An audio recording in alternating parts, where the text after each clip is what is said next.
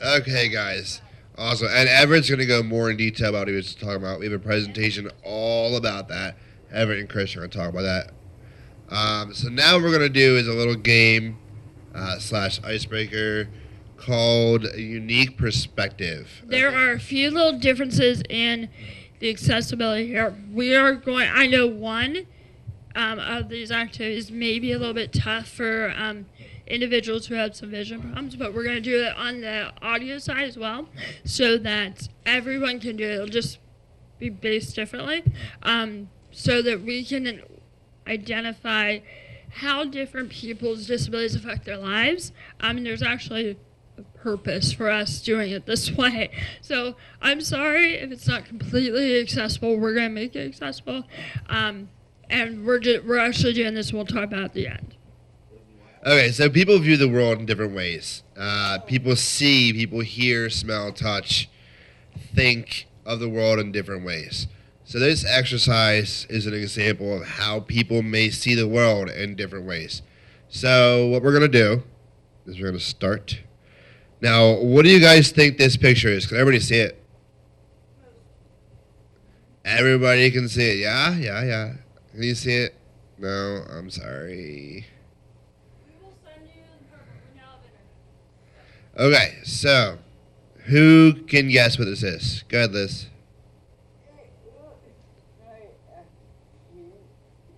A painting. Close. Dylan? It was a leaf. Really, really close. Good job. Okay. What is this? A rock. Close. Corey? A brick? Mud. Oh, well, it's a brick. I got really excited. Bricks are made from mud. Lopez knows that. His family makes bricks. What is this? A handicap sign. Okay, let's look closer. Can you see what it is? I actually made this. It's pictures of people from the PYN. So here, look. All the people in the PYN. Remember we talked about community yesterday? All the people make up this giant picture. Look at that zebra on the bottom. Isn't that weird? How many zebras are there? 2. Good job. Okay, and the top right picture is perception of self. Some individuals have different, what would you call that? Body image. And this is an example of an individual who thinks that they are overweight, but really, in reality, is not overweight. Okay. Does everyone know what a bias is? Can somebody tell me what a bias is? Anybody? Okay. So choosing one thing over another. It could be an unfair bias. It could be personal choice.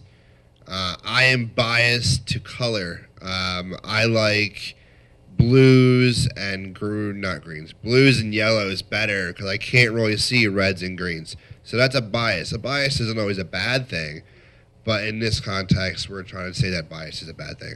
So in other words, bias would be someone that you or Everett, we'll use Everett. Everett goes in the grocery store. Someone looks at him, sees him in a wheelchair, and judges him because of that. That is a bias. I can't stop it sometimes. So bias, as Mike said, sometimes it's not bad. However, each of us come from an environment where we may see something as wrong, as different, and I know that I have had biases. I know I still do. And each of us have them, and so we hope that with looking at the leaf, you're only seeing a little piece of it. You're not understanding what the whole leaf is. And so it took the ability to step back, other than Dylan, who's awesome, to step back and look at it and be like, that's a leaf. That's the whole picture. We, from our own perspectives, can't know it all. So it's about trying to meet other people with disabilities or find perspectives, stepping back and looking at the whole picture. You can't and I think this is really crucial about any leadership kind of stuff. Rachel has a different perspective than I do. Chris does. Mike does. Josie does. But the other thing is you want to get both sides of a story. You want to get all sides. Before you start presenting your perspective or a belief, you want to make sure you have all your information. All right? You want to make sure that you're doing that in a proper way and that you're not looking at it from Everett's, who's from Lebanon, where they make bologna, and Chris is from Puerto Rico, but now lives in Lebanon, and he's also, well, his hometown, I guess, in the States is Reading, okay?